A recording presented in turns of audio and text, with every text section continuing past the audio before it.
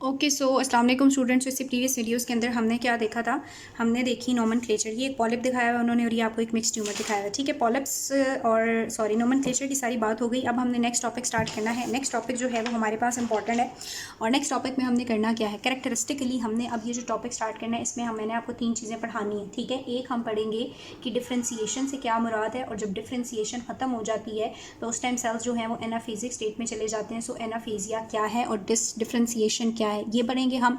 दूसरे नंबर पे हम देखेंगे कि जो ट्यूमर है क्या वो इन्वेसिव है या नहीं, वो इन्वेजन करता है या नहीं करता। अगर वो इन्वेसिव होगा तो वो मैलिग्नेंट है, इन्वेसिव नहीं है तो वो बिनाइन है।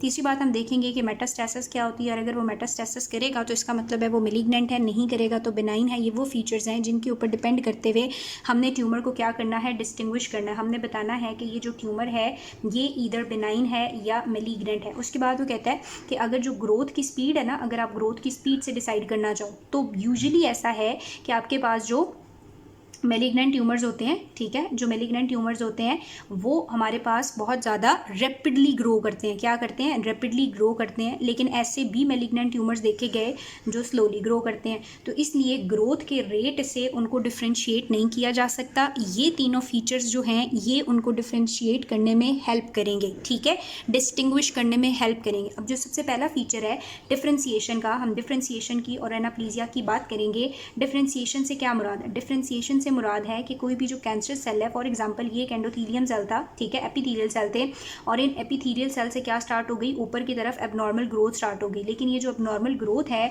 अब ये जो शुरू वाले सेल्स हैं ये डिफ्रेंशिएटेड हैं क्योंकि ये अपने ओरिजिनल सेल के साथ मिलते जुलते हैं। लेकिन ऊपर वाले थोड़े कम मिलना शुरू, उसके ऊपर मिलना ही नहीं, उसके ऊपर ये बिल्कुल चेंज हो गए। हमें पता ही नहीं चल रहा कि ये एपिथेलियल है, एंडोथेलियल है, स्क्वेमस सेल है, क्या ये स्किन सेल्स हैं, ये लंग सेल्स हैं, ये सेंट्रल नर्वस सिस्टम के सेल्स हैं। तो अगर ट्यूमरस सेल को देख के उसके प्रोजेनिटर के बारे में अंदाज़ा लगाया जा सकता है, वो अपने प्रोजेनिटर से मिलता जुलता है, तो हम कहते हैं वो डिफरेंशिएटेड है, ठीक है। अब ये जो डिफरेंशिएशन है ना, स्पेशल पैथो में आप पढ़ेंगे इस डिफ्रेंसिएशन की ना ग्रेडिंग्स की जाती हैं, ठीक है। डिफ्रेंसिएशन की बेस पे हम क्या करते हैं, ट्यूमर की ग्रेडिंग कर देते हैं कि इधर वो ग्रेड 1 है, ग्रेड 2 है, ग्रेड 3 है या ग्रेड 4 है। लेकिन ये बातें हम बाद में करेंगे स्पेशल पैथो में। अभी आपने इतना समझना है कि डिफ्रेंसिएशन से मुराद ये है कि वो अपने प्रोजेनिटर सेल से कितना मिलता जुलता है, कितनी रिजेंबलेंस रखता है। डिफ्रेंसिएशन इज डिफाइंड एज और referred as an extent to which neoplasm resemble their parent cells of origin,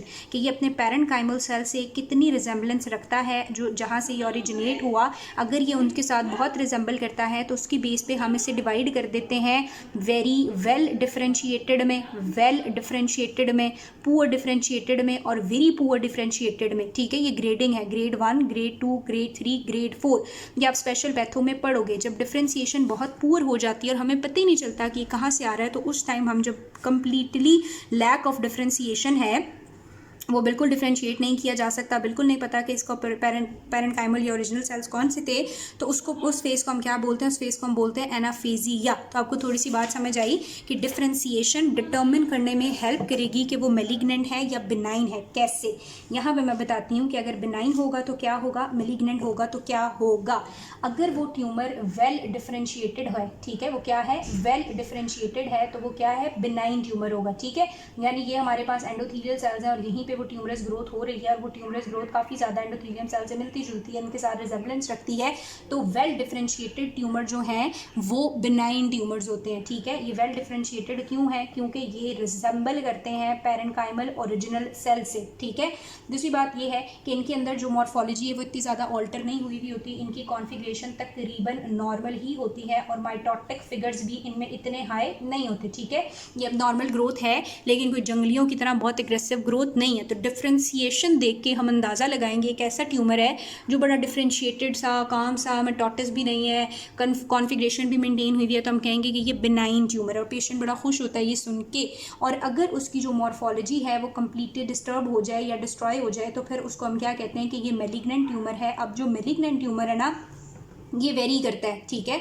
malignant tumour जो है ये डिफरेंशिएटेड भी हो सकता है, वेरी वेल डिफरेंशिएटेड नहीं होता लेकिन डिफरेंशिएटेड भी हो सकता है, और डी डिफरेंशिएटेड भी हो सकता है, ठीक है। डी डिफरेंशिएटेड का मतलब है कंप्लीटली लैक कर जाएगा, लैक ऑफ डिफरेंशिएशन होगा, एनाप्लास्टिक फेस में चला जाएगा।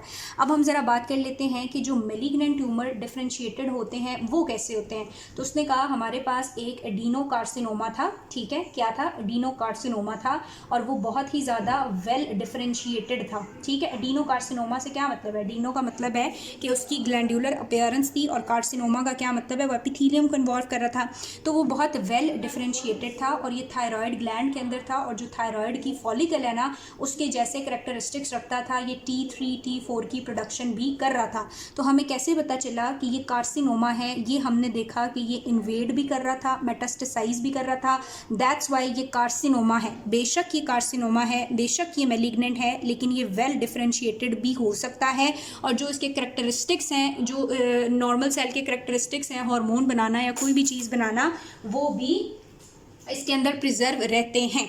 अब जो अनडिफरेंशिएटेड मैलिग्नेंट कार्सिनोमास हैं वो क्या करेंगे, तो जो अनडिफरेंशिएटेड होते हैं ये एनाप्लास्टिक फेस में चले जाते हैं। एनाप्लास्टिक का मतलब है ये डी डिफरेंशिएटेड हो जाते हैं, ये बिल्कुल भी अपने प्रोजेनिटर सेल से नहीं मिलते, ये इंतहाई ऐसे जंगली से और एग्रेसिव से हुए हुए होते हैं। ये जो डी डिफरेंशिएटेड है इनको हम कहते हैं कि बैकवर्ड डिफरेंशिएशन हुई। आपको पता है जब हमारे स्टेम सेल्स होते हैं तो वो क्या होते हैं, non differentiated, Aahista Aahista faces से गुजरते हैं और वो मैच्योर होने के बाद डिफरेंशिएट होते हैं। तो कहता है अगर डिफरेंशिएटेड सेल में नियोप्लेजिया हो जाएगा तो ये डिफरेंशिएटेड आहिस्ता आहिस्ता आहिस्ता आहिस्ता किस में चला जाएगा, अनडिफरेंशिएटेड सेल्स में। सो हम कहते हैं बैकवर्ड डिफरेंशिएशन हुई, ये पीछे की तरफ चला गया। अगर इसमें होगा तो पीछे की तरफ जाएगा, और अगर स्टेम सेल्स में कार्सिनोमा हो गया तो वो डिफरेंशिएट होंगे ही नहीं, मैच्योर होंगे ही नहीं, मैच्योर होने से पहले ही वो डी डिफरेंशिएटेड ही रहेंगे, या फिर हमारे पास एनाप्लास्टिक इन नेचर रहेंगे। ये जो एनाप्लास्टिक ट्यूमर्स हैं इनकी क्या करैक्टरिस्टिक्स हैं, इनकी ये करैक्टरिस्टिक्स हैं, एक तो ये पीलियोमॉर्फिक होते हैं, यानी इनका जो साइज और शेप है वो वेरी करता है। ये क्या होते हैं, मॉर्फिक होते हैं। कंफ्यूज तो नहीं हुए बच्चों, डिफरेंशिएशन का मतलब है कि वो अपने उससे मिलता है या नहीं मिलता। अगर तो बहुत ज़्यादा मिलता है तो इसका मतलब है वो बिनाइन है, और अगर थोड़ा बहुत चेंज हुआ है तो वो मैलिग्नेंट हो सकता है। मैलिग्नेंट में दो फेसेस हैं, शायद मैलिग्नेंट में वो अभी डिफरेंशिएटेड हो, इतना एग्रेसिव नहीं है और फंक्शनल कैपेबिलिटीज़ रिटेन रखता है, या फिर वो कंप्लीटली डी डिफरेंशिएटेड हो चुका है, एग्रेसिव हो चुका है, लैक कर दिया उसने सब कुछ, एनाप्लास्टिक फेस में चला गया। अगर वो एनाप्लास्टिक फेस में चला गया है तो एक तो वो पीलियोमॉर्फिक होगा, यानी उसका जो साइज़ और शेप है वो वेरी करेगा। दूसरी ये बात है कि उसके अंदर बहुत सारी न्यूक्लियर एबनॉर्मेलिटीज़ आ जाएंगी। न्यूक्लियर एबनॉर्मेलिटीज़ में क्या है, हाइपर क्रोमेटेनिया नजर है, हाइपर क्रोमेटिन मिलेगा आपको, साइज जो है न्यूक्लियस का वो वेरी करेगा, उसका शेप भी वेरी करेगी, प्रोमिनेंट मल्टीपल न्यूक्लियोलाई मिलेंगे आपको। न्यूक्लियर टू साइटोप्लाज्म रेशो 1:1 से 1:6 तक जा चुकी है। न्यूक्लियोलाई जो है वो भी काफ़ी लार्ज हो जाता है, और लिम्फोब्लास्टिक सेल्स जितनी शेप जो है वो उसकी हो जाती है, ठीक है। तो जो एनाप्लास्टिक सेल्स हैं उनके फीचर्स हमारे पास चेंज होते हैं। कैसे चेंज होते हैं, एनाप्लास्टिक सेल्स जो हैं अगर एनाप्लास्टिक ट्यूमर होगा तो वो पोलियोमॉर्फिक होंगे, उनकी शेप वगैरह वेरी करेगी, उनकी न्यूक्लियर में भी बहुत ज़्यादा ऑल्टरेशंस आएंगी, मल्टीपल न्यूक्लियोलाई बहुत प्रोमिनेंट, लिम्फोब्लास्टिक साइज का हो जाएगा। ट्यूमर जाइंट सेल्स जो हैं वो वहाँ पे कहता है ट्यूमर जाइंट सेल्स बनना शुरू हो जाएंगे। इसके अलावा इसी जो एनाप्लास्टिक ट्यूमर है इसके अंदर जो माइटोसिस है वो बहुत ही ज़्यादा एबनॉर्मल हो जाएगी, ठीक है। एटिपिकल माइटोसिस स्टार्ट हो जाएगी, और ये एटिपिकल माइटोसिस बहुत ही ज़्यादा न्यूमरस होगी, ठीक है।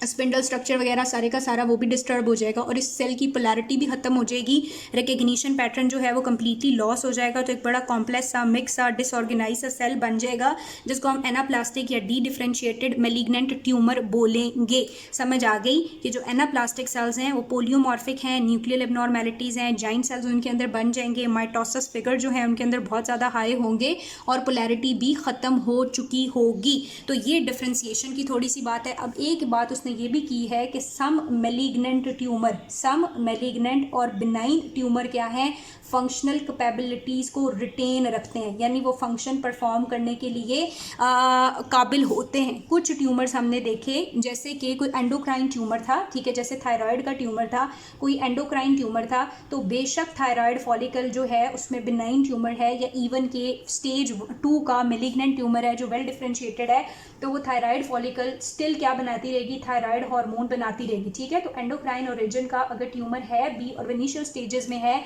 तो फंक्शनल फंक्शनल कैपेबिलिटीज़ उसकी रिटेन होंगी, वो अपना काम करता रहेगा। सम टाइम ये जो ट्यूमर्स होते हैं ये कुछ ऐसी फीटल प्रोटीन्स बनाना शुरू कर देते हैं जो कि नॉर्मल कंडीशंस में नहीं बनती थी। और एक सबसे इंपॉर्टेंट बात ये कि कभी कभी non endocrine tumour, non endocrine origin tumour, यानी उनका ओरिजिन एंडोक्राइन नहीं था, उनका नॉर्मली काम नहीं था हार्मोन बनाना, लेकिन जब उन टिश्यूज़ के अंदर ट्यूमर बना, नॉन एंडोक्राइन ट्यूमर था, उसने एंडोक्राइन हार्मोन बनाना शुरू कर दिया। ये बात आपको समझ आ रही है कि इसका तो काम ही था हार्मोन बनाना, जब इसके अंदर ट्यूमर आ गया तो ये हार्मोन बनाता रहा, लेकिन इसका काम हार्मोन बनाना नहीं था। इसके अंदर ट्यूमर्स आए तो इसने हार्मोन बनाना शुरू कर दिए। ये बड़ी इंपॉर्टेंट बात है। आपसे पूछते हैं, इसकी एग्जाम्पल आपसे पूछते हैं तो स्मॉल सेल, आप स्पेशल बैथों में पढ़ोगे, small cell lung carcinoma, lung को इन्वॉल्व करता है, ड्यू टू स्मोकिंग होता है ये बहुत ज़्यादा। स्मॉल सेल लंग कार्सिनोमा जब होता है तो क्या नॉर्मली लंग्स कोई हार्मोन बनाती हैं? नहीं बनाती, लेकिन जब उनमें कार्सिनोमा है तो वहाँ पे हार्मोन की प्रोडक्शन स्टार्ट हो जाती है और इस सिंड्रोम को हम पैरानियोप्लास्टिक सिंड्रोम कहते हैं। एडिनोकॉर्टिकोट्रोपिक हार्मोन बनना शुरू हो जाते हैं, पैराथायरॉयड हार्मोन बनते हैं, इंसुलिन बनता है, ग्लूकागॉन बनता है, और कलेक्टिवली बहुत सारी एंडोक्राइन एबनॉर्मेलिटीज़ होती हैं, इन्हें हम कहते हैं पैरानियोप्लास्टिक सिंड्रोम। सो पैरानियोप्लास्टिक सिंड्रोम है क्या कि स्मॉल सेल लंग कार्सिनोमा था और नॉन एंडोक्राइन टिश्यू ने एंडोक्राइन हार्मोन बनाना शुरू कर दिए। तो ये चीज़ जो है वो बड़ी इंपॉर्टेंट है और आपने समझनी है। सो डिफ्रेंसिएशन में कोई कन्फ्यूजन तो नहीं हुई। मैं बुक को लेके चलती हूँ, इसलिए इन्होंने थोड़ी बहुत चीज़ें लाइक मिक्स की हुई हैं, लेकिन समझ आ जानी चाहिए कि डिफ्रेंसिएशन से क्या मतलब है। बिनाइन में होती है, मैलिग्नेंट में नहीं होती। मैलिग्नेंट में कुछ इनिशियल स्टेजेस पे डिफ्रेंशिएटेड होते हैं, कुछ लेटर ऑन डी डिफ्रेंशिएटेड हो जाते हैं और उनका सब कुछ ऑल्टर हो जाता है।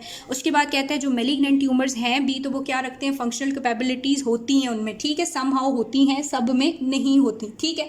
अब अगली बात वो कहता है कि डिस्प्लेजिया, एनाप्लेजिया के साथ ही साथ एक और टर्म होती है जिसे हम कहते हैं डिस्प्लेजिया। एनाप्लेजिया का मतलब है कि सारी उसकी जो मॉर्फोलॉजिकल फंक्शनल अपीयरेंस थी वो खत्म हो गई। डिस्प्लेजिया का मतलब है वो डिसऑर्गेनाइज हो जाता है। डिस्प्लेजिया का क्या मतलब है, वो डिसऑर्गेनाइज हो जाता है, थोड़ा ऑल्टर हो जाता है। अच्छा होता क्या है, मैं एग्जांपल देती हूँ आपको कि जब एक पेशेंट बहुत ज़्यादा स्मोकिंग करता है, ठीक है, स्मोकिंग के रिस्पॉन्स में उसकी बॉडी अडेप्ट करने की कोशिश करती है, और हमने भी पढ़ा कि ट्रैकिया के अंदर जो एपिथेलियम है वो क्यूबॉइडल है, लेकिन स्मोकिंग वाले पेशेंट के अंदर अडेप्टेशन की वजह से वो क्या बन जाता है, स्क्वैमस बन जाता है। तो क्या हो जाता है, नॉर्मल से क्या हुआ, अडेप्ट करने के लिए मेटाप्लेजिया हुआ, लेकिन कंटिन्यूस वो स्मोकिंग कर रहा है तो मेटाप्लेजिया किस में कन्वर्ट हो जाएगा, डिस्प्लेजिया में। किस में कन्वर्ट हो जाएगा, डिस्प्लेजिया में। वो जो सेल मेटाप्लेजिया होके नॉर्मली ऑर्गेनाइज हुए थे अब वो डिसऑर्गेनाइज हो जाते हैं, ठीक है, और ऊपर से नीचे तक माइटोसिस शुरू हो जाती है बेजल लेयर तक। तो इस कंडीशन को हम क्या कहते हैं, डिस्प्लेजिया।